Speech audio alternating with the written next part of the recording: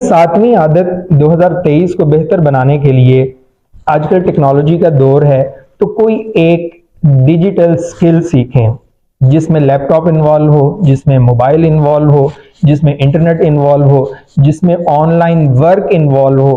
क्योंकि आने वाला वक्त और आने वाला टाइम और फ्यूचर ये आर्टिफिशियल इंटेलिजेंस का है और दुनिया का 60% कारोबार और दुनिया के 60% मुलाजमतों के मौके जो हैं वो ऑनलाइन शिफ्ट हो चुके हैं।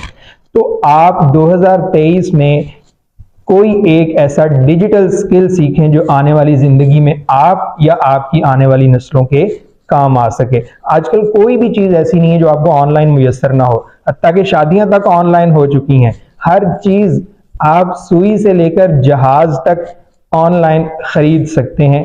तो डिजिटल टूल्स जो हैं, मुस्तकबिल जो है ये ई रोजगार